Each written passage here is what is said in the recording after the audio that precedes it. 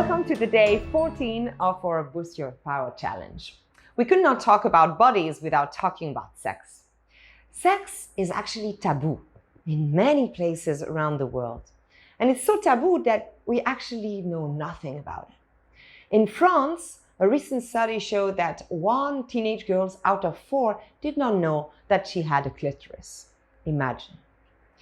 And sex is also a place for spreading many false beliefs. For example, the idea that men have a strong and irrepressible sex drive, while women are not so much interested in sex. As well, we tend to believe that loose women are a danger for society.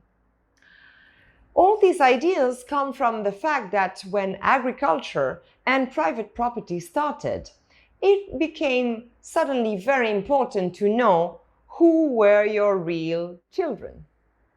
And the idea was to preserve your inheritance as much as possible. That became the principal reason for the control of women's sexuality throughout ages.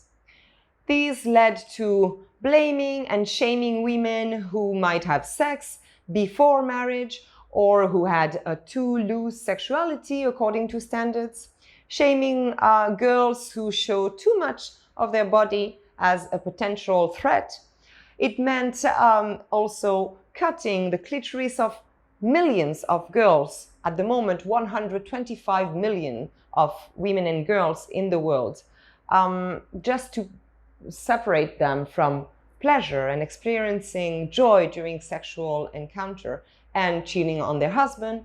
It means cutting on funding on family planning and abortion, and of course, funding so many Viagra options or pornographic movies who are definitely more focused on male pleasure than female ones. So these beliefs are really widespread in our societies. No wonder that we're talking about the orgasm gap.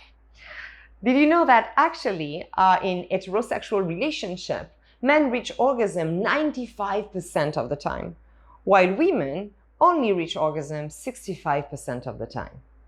And we could say, but it's because it's more difficult for women to reach orgasm.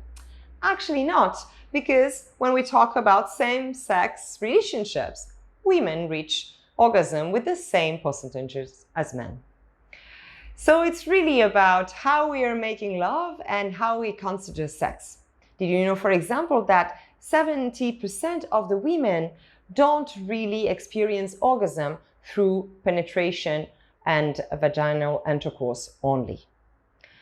And the fact that we see the sex only through the male perspective and putting the masculine orgasm as the priority is a source of a lot of frustration and also a lot of pain in many, many women out there.